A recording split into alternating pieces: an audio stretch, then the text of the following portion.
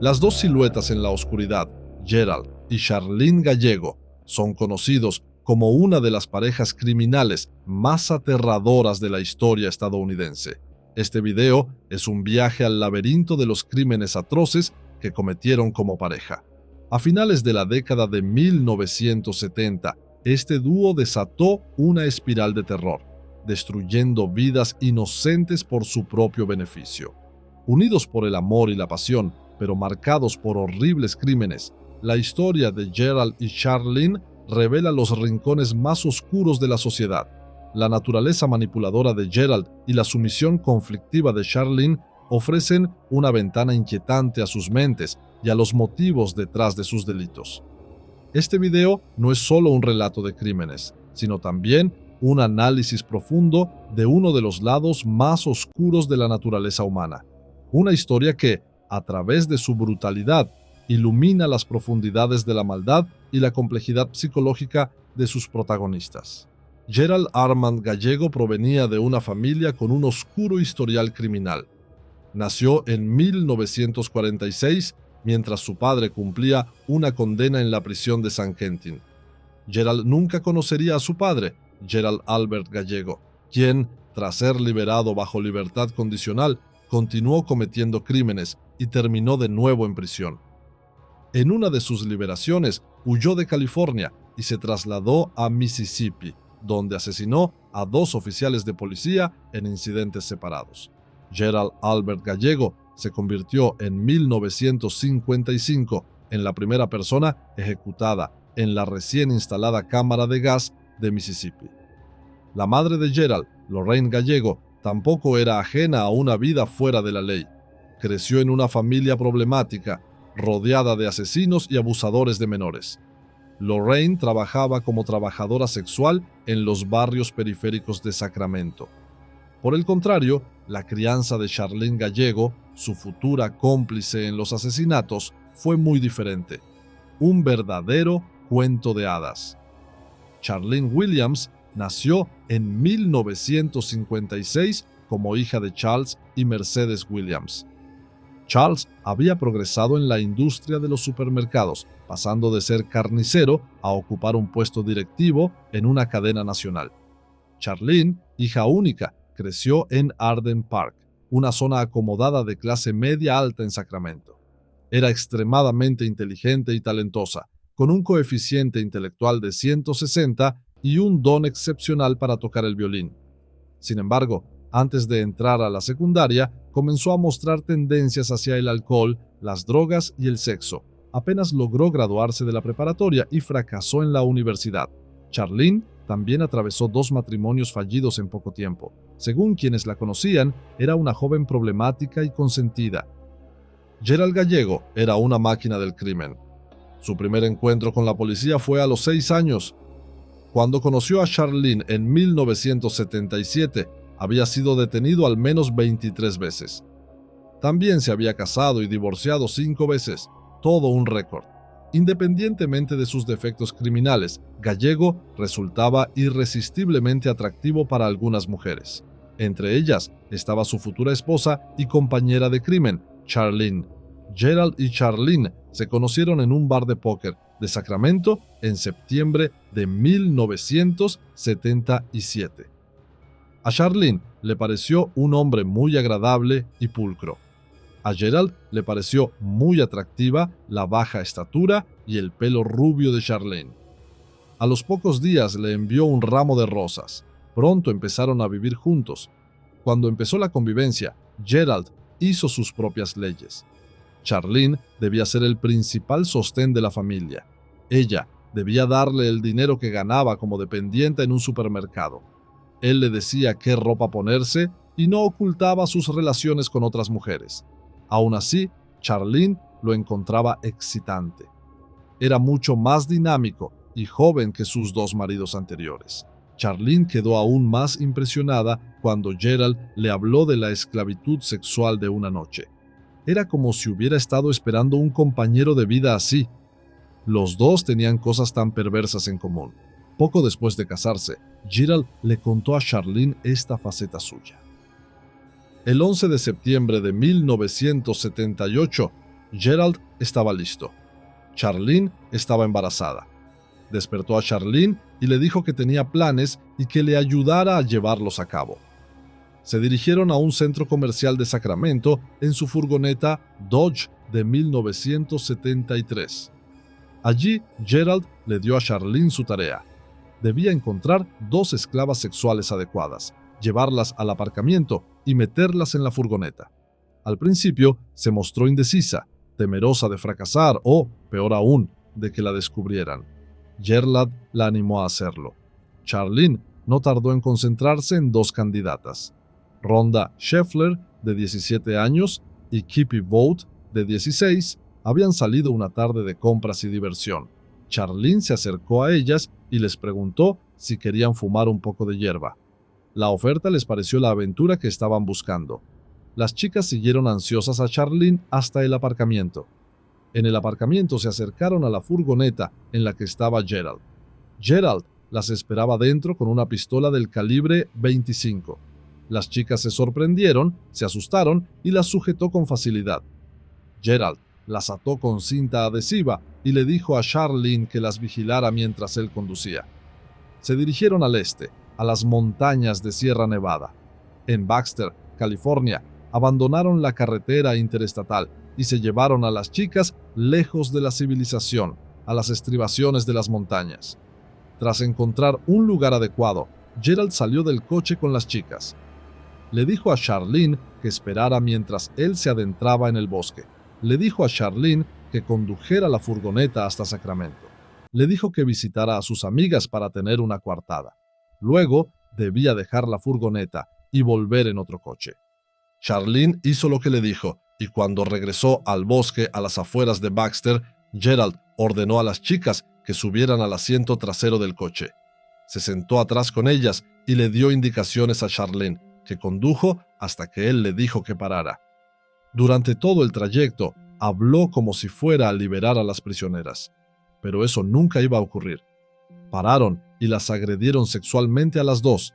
Cuando terminaron, las golpearon sin piedad con una palanca. Finalmente, les dispararon a cada una en la cabeza. Los cuerpos de las chicas fueron encontrados 2 días después. Ambas habían quedado en muy mal estado. Tras el éxito de su primer ataque, la pareja viajó a Reno, Nevada, donde se casaron con el respaldo de los padres de Charlene como testigos. Decidieron salir de California temporalmente hasta que la intensidad de la investigación por los asesinatos disminuyera. Luego se establecieron en Reno, donde el padre de Charlene, Charles Williams, usó sus contactos para conseguirle un trabajo en una planta de empaquetado de carne. Charlene ahora podría mantener a Gerald. Incluso le consiguió a Gerald un empleo como conductor de camión para un supermercado, pero este trabajo no le pareció adecuado. Durante un tiempo, la vida pareció relativamente normal. Gerald trabajó como conductor durante unos meses, pero para junio había renunciado y comenzó a sentirse inquieto, elaborando un nuevo plan. Quería nuevas esclavas sexuales y pensó que el lugar perfecto para encontrarlas sería la feria del condado de Washoe. Brenda Judd, de 14 años, y Sandra Coley, de 13, estaban a punto de salir de la feria para regresar a casa cuando Charlene las interceptó. Les dijo que necesitaba ayuda para repartir folletos publicitarios en el estacionamiento y les ofreció ganar algo de dinero extra. Las chicas aceptaron y Charlene mencionó que necesitaba ir a su camioneta por más folletos, llevándolas al estacionamiento. Las 3 subieron a la camioneta. Gerald, que las observaba desde la distancia, se acercó poco después. Con una pistola en mano, las amenazó, las ató y se dirigió hacia la autopista. Antes de continuar, Gerald hizo una parada en una ferretería, donde compró un martillo y una pala. El macabro plan ya estaba en marcha. Gerald condujo hacia el este, hacia las colinas cerca de Mustang, Nevada. Después de un tiempo, le pidió a Charlene que tomara el volante para que él pudiera ir a la parte trasera de la camioneta y abusar de las 2 chicas. Charlene continuó conduciendo hacia las colinas de Nevada mientras observaba a Gerald y a las chicas a través del espejo retrovisor. Cuando encontraron un lugar adecuado para detenerse, Gerald, cansado, le cedió el turno a Charlene. Brenda Judd y Sandra Coley estaban viviendo un auténtico infierno. Gerald llevó primero a Sandra fuera de la camioneta y la condujo a un área apartada. Allí, usó la pala que había comprado para acabar con su vida. Luego, regresó por Brenda y repitió el mismo cruel destino. Gerald cavó una fosa poco profunda y colocó los cuerpos de ambas chicas dentro, cubriéndolos con una roca. Hasta que la pareja fue capturada, el destino de Brenda y Sandra permaneció en el misterio. Las autoridades asumieron que las chicas se habían escapado de casa, como ocurría a menudo con adolescentes de su edad. Ni siquiera se abrió una investigación formal por desaparición. Incluso después de la captura de Gerald y Charlene, los cuerpos de las chicas no fueron encontrados hasta 1999, décadas después de su asesinato. A la mañana siguiente, cuando regresaron a Reno, Charlene se encargó de limpiar minuciosamente la camioneta, mientras Gerald escondió el martillo y la pala que había utilizado en los crímenes. La falta de una investigación seria sobre la desaparición de Brenda y Sandra hizo que la pareja se sintiera completamente segura. Con esta tranquilidad, Gerald y Charlene decidieron abandonar Reno y regresar a Sacramento unos meses después. En 1979, no mataron a nadie más. En el transcurso de su relación, pensaban en cuándo iban a cometer un asesinato y se ponían en camino. En 1980 se dieron cuenta de que volvían a tener esa necesidad. El 24 de abril de 1980, de madrugada, Gerald despertó a Charlene, que dormía a su lado, y le dijo que quería una chica. Era el momento de actuar. Gerald y Charlene observaban a los jóvenes en el aparcamiento de la tienda Tower Records de Sacramento. Al ver a un gran número de policías mezclados con ellos, se dirigieron a un centro comercial a unos 20 minutos de Sacramento. Habían tenido buena suerte con su primera víctima en el centro comercial, así que, ¿por qué no hacerlo de nuevo?, pensaron. Stacy Ann Redican y Karen Chipman, ambas de 17 años, salían de la librería. Charlene les había echado el ojo. Se acercó a ellas y les ofreció darles drogas ilegales. Las chicas aceptaron la oferta. Luego, empezaron a caminar juntas hacia el minibús en el que viajaba Gerald. Gerald, como de costumbre, esperaba detrás de la furgoneta con una pistola en la mano. Cuando llegaron las chicas, ordenó a Charlene que condujera. Mientras Charlene conducía en dirección este por la autopista Inmore 80, Gerald violó repetidamente a sus nuevas víctimas en la parte trasera de la furgoneta, parando de vez en cuando para darle indicaciones a Charlene. Después de conducir hasta un lugar apartado, Gerald terminó. Como había hecho antes, sacó a las chicas de la furgoneta una a una y las mató con un martillo. Después de enterrar a Stacy y Karen en una tumba poco profunda, empezaron a alejarse. Charlene había tirado la pistola de Gerald por la ventanilla al salir, por si acaso. Le pareció sensato deshacerse del arma. Los cuerpos de las dos chicas fueron encontrados el 27 de julio en Lovelock, Nevada. Charlene, quien había tenido un aborto el año anterior, descubrió que estaba nuevamente embarazada. Gerald se mostró eufórico con la noticia. La idea de traer una vida al mundo alimentaba su enorme ego, haciéndolo sentir poderoso y significativo. Tan entusiasmado estaba que decidieron renovar sus votos matrimoniales. Sin embargo, esta vez, Gerald usó un nombre falso, Stephen Robert File, una identidad que había robado de un oficial de policía. Con sus nuevas identidades, creyeron que podrían eludir más fácilmente a las autoridades. Los Gallego ahora eran los File y parecían estar más tranquilos bajo esta nueva fachada. Mientras tanto, Gerald comenzó a trabajar en un bar. Sin embargo, su comportamiento llamativo y problemático pronto atrajo la atención de los demás.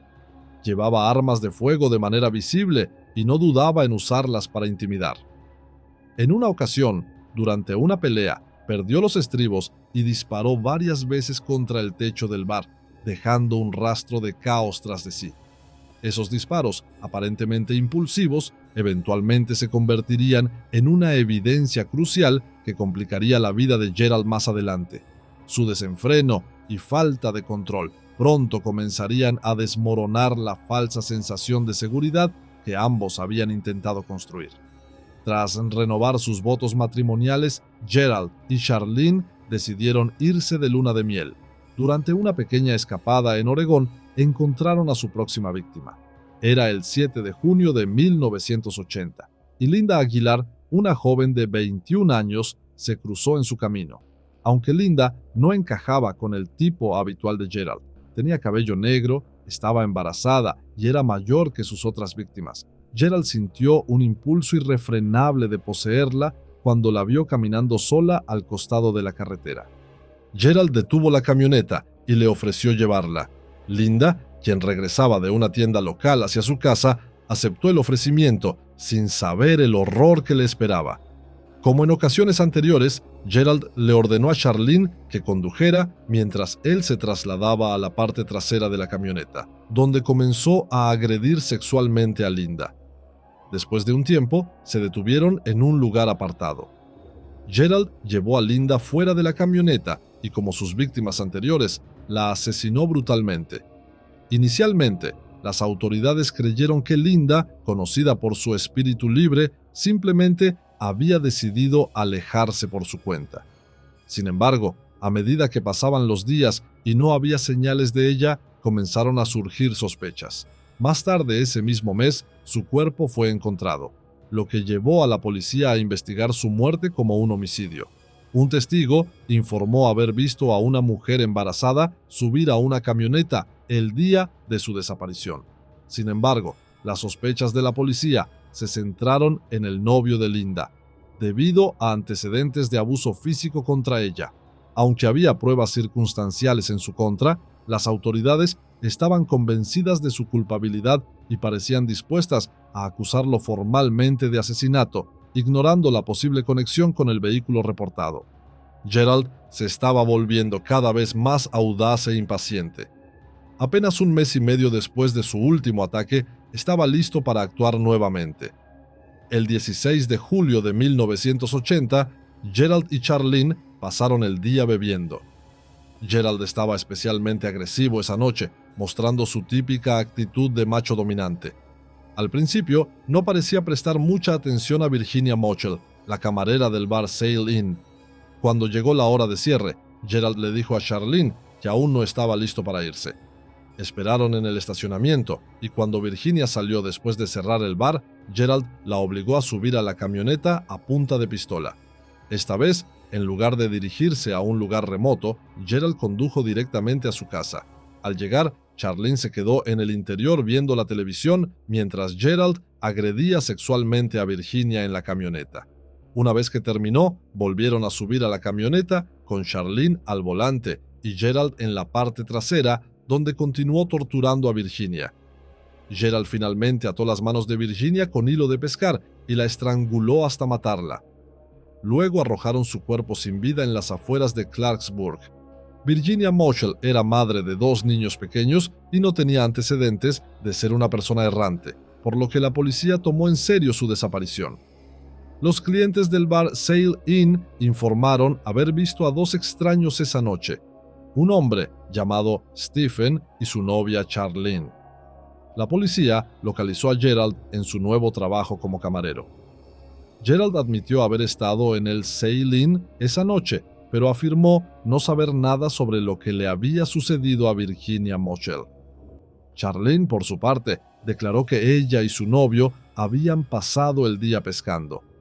Sin embargo, cuando el cuerpo de Virginia fue encontrado con las manos atadas con hilo de pescar, los detectives comenzaron a sospechar de la pareja. A pesar de esto, no había pruebas suficientes para presentar cargos en su contra y la investigación quedó estancada. Mientras tanto, la relación entre Gerald y Charlene se estaba volviendo cada vez más tensa. Gerald sufría de problemas de impotencia desde el comienzo de su relación, lo que lo llevaba a buscar gratificación sexual con personas más jóvenes. Charlene, al participar en sus agresiones sexuales, no se oponía a esta situación. Sin embargo, las discusiones entre ellos se volvieron más frecuentes y violentas. Gerald no dudaba en usar sus puños contra Charlene y su comportamiento se tornó aún más agresivo. En septiembre, Charlene no pudo soportarlo más y decidió mudarse con su familia. Gerald, por su parte, dejó la ciudad temporalmente. En noviembre regresó y Charlene aceptó volver a verlo. Cada día más audaces y descuidados, el siguiente movimiento de la pareja asesina resultaría ser su caída. La noche del 1 de noviembre de 1980, alrededor de la 1 de la mañana, Gerald vio a un grupo de estudiantes saliendo de una fiesta. Al pasar frente a un estacionamiento, se fijó en Mary Beth Sowers, una joven de 21 años. Pensó que encajaba perfectamente en su tipo. Sin dudarlo, sacó su pistola y frente a todos secuestró a Mary Beth y a su prometido Craig Miller, de 22 años. Charlene condujo hasta las afueras del condado de El Dorado, siguiendo las órdenes de Gerald. En un lugar apartado, Gerald obligó a Craig a salir del auto y le disparó 3 veces en la cabeza. Luego, le dijo a Charlene que llevara el auto a su apartamento. Una vez allí, Gerald llevó a Mary Beth al dormitorio, donde la agredió sexualmente mientras Charlene, como de costumbre, se quedaba viendo televisión. Cuando terminó con Mary Beth, Gerald la llevó fuera de la ciudad, donde también la asesinó a tiros. Después, él y Charlene regresaron al apartamento para deshacerse de las pruebas.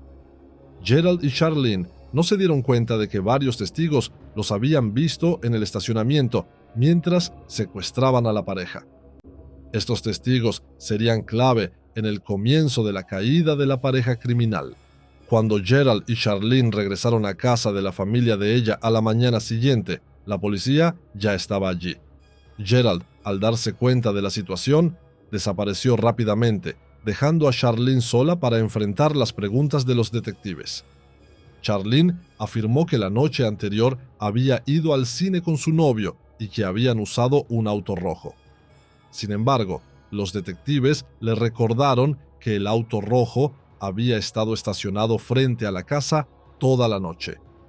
Charlene, visiblemente nerviosa, cambió su historia, diciendo que estaban tan borrachos que no recordaban qué auto habían usado. Los detectives se retiraron con grandes sospechas. El incidente dejó a Gerald en estado de pánico. Sabía que habían dejado el cuerpo de Craig Miller a la intemperie, en un lugar fácil de encontrar. Decidió que debían volver para ocultarlo mejor, pero ya era demasiado tarde. La policía había descubierto el cadáver de Miller. Ante esta situación, Gerald y Charlene decidieron huir. Viajaron a Reno, donde abandonaron su camioneta y tomaron un autobús hacia Salt Lake City. Mientras tanto, en Sacramento, las pruebas contra ellos seguían acumulándose. El hermano mayor de Craig Miller, quien estaba en la fraternidad universitaria, identificó a Gerald como el hombre que había visto en la camioneta junto a Craig y Mary Beth. La policía volvió a la casa de los padres de Charlene para interrogarla nuevamente. Su padre, Charles Williams, reveló que el nombre real de Stephen Fail era en realidad Gerald Gallego. Además, las balas recuperadas del cuerpo de Craig Miller fueron enviadas a un laboratorio para su análisis balístico. Los resultados confirmaron que coincidían con las balas disparadas por Gerald al techo del bar donde había trabajado anteriormente. Estas pruebas cimentaron el caso contra Gerald y Charlene, acercando a la pareja criminal a la justicia. La pareja fugitiva necesitaba dinero desesperadamente. Charlene llamó a su familia desde Salt Lake City para pedirles ayuda económica. Aunque con dudas, su familia aceptó enviarle el dinero. Desde allí, Gerald y Charlene se dirigieron a Denver y luego a Omaha, Nebraska. Una vez más, Charlene contactó a su familia para pedir más dinero. A pesar de su resistencia inicial, su familia accedió nuevamente, pero esta vez informaron al FBI sobre la situación. Los agentes federales se prepararon en la oficina de Western Union en Omaha, esperando a la pareja.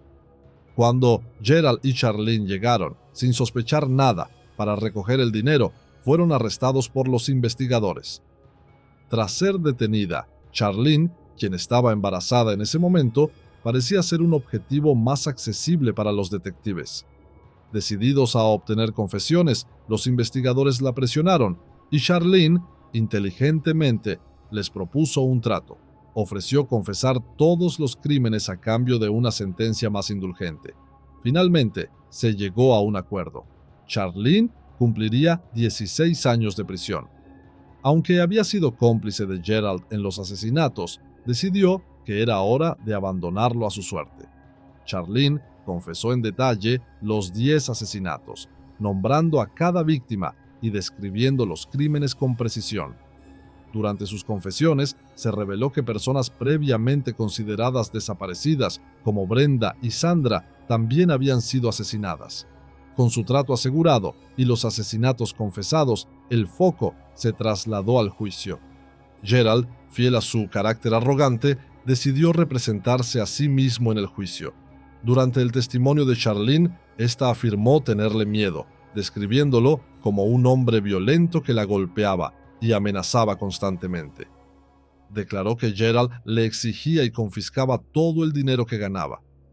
En el contrainterrogatorio, Gerald intentó desacreditar la credibilidad de Charlene. Como prueba, presentó una nota de amor que ella le había escrito mientras esperaban el juicio en prisión. También intentó retratarla como una drogadicta inestable y la obligó a admitir una relación lésbica que había tenido en prisión mientras esperaba el juicio. Gerald, a través de su estrategia, trató de volcar toda la culpa sobre Charlene, utilizando su testimonio en su contra. La fiscalía tenía sus pruebas más sólidas en los asesinatos de Craig Miller y Mary Beth Sowers. Entre la evidencia física y las confesiones detalladas de Charlene, Gerald Gallego no tenía escapatoria. Finalmente, el 21 de junio de 1983, fue condenado a pena de muerte por los asesinatos de Miller y Sowers. Después del juicio en California, llegó el turno de los demás crímenes, los cuales habían ocurrido en otro estado, lo que requería un nuevo juicio. En Nevada, Gerald fue acusado de los asesinatos de Stacy Redican, Karen Chipman, Brenda Judd y Sandra Coley. Como los cuerpos de Judd y Coley nunca fueron encontrados, el caso más fuerte que tenía la fiscalía era el de Redican y Chipman. Charlene había llevado a los detectives a una madeja de cuerda blanca en el auto de Gerald. Esta cuerda coincidía con la que se había utilizado para atar las manos de Redican y Chipman, proporcionando una conexión directa entre Gerald y los asesinatos. El segundo juicio de Gerald comenzó el 23 de mayo de 1984 en Pershing County, Nevada. En esta ocasión, fue defendido por un abogado público. La estrategia de la defensa seguía siendo desacreditar el testimonio de Charlene, quien era el testigo clave de la fiscalía. Charlene relató con detalle las últimas horas de vida de Redican y Chipman, dando una visión clara de los crímenes. A pesar de los esfuerzos del abogado defensor, el jurado no tuvo dudas. Solo les tomó 2 horas y media llegar a un veredicto de culpabilidad. Una vez más, Gerald fue condenado a muerte. Así, se convirtió en uno de los pocos criminales en Estados Unidos en recibir sentencias de muerte en 2 estados diferentes al mismo tiempo. Desde su condena, Gerald Gallego sostuvo con firmeza que era inocente. En febrero de 2001, presentó una apelación ante la Corte Suprema de Nevada, argumentando que se le había negado su derecho constitucional de representarse a sí mismo durante su audiencia de sentencia de 1999. Gallego había sido sentenciado a muerte en 1984 por los asesinatos de Stacy Redican y Karen Chipman, quienes fueron secuestradas y asesinadas. Sin embargo, esa sentencia fue anulada en apelación y en 1999 se realizó una nueva audiencia de sentencia. En esta nueva audiencia, el jurado lo declaró culpable una vez más, condenándolo a muerte por segunda vez tras deliberar menos de 1 hora. En total, Gerald Gallego fue condenado por 4 asesinatos. Sin embargo, no se presentaron cargos por los otros 6 crímenes que se le atribuían. La Corte Suprema de Nevada rechazó su última apelación, dejando firme su condena a muerte. Por su parte, Charlene Gallego fue liberada de la prisión en Nevada en julio de 1997. No reveló a las autoridades su destino tras su liberación. Según Mercedes Williams, su madre, quien crió al hijo que Charlene dio a luz en prisión, Charlene abandonó California y no planeaba regresar. El 18 de julio de 2002, Gerald Gallego murió a los 56 años en una prisión de Nevada debido a complicaciones de salud. La causa de su muerte fue cáncer, que se había extendido a su hígado y pulmones. Con su fallecimiento, Gerald evitó ser ejecutado. La pareja formada por Gerald y Charlene Gallego fue una de las más peligrosas de la historia criminal. Juntos pusieron fin a las vidas de numerosas personas jóvenes, dejando tras de sí un legado de horror. Mientras que Gerald murió en prisión, Charlene sigue viviendo en libertad en algún lugar de Estados Unidos, habiendo dejado atrás su oscuro pasado para rehacer su vida.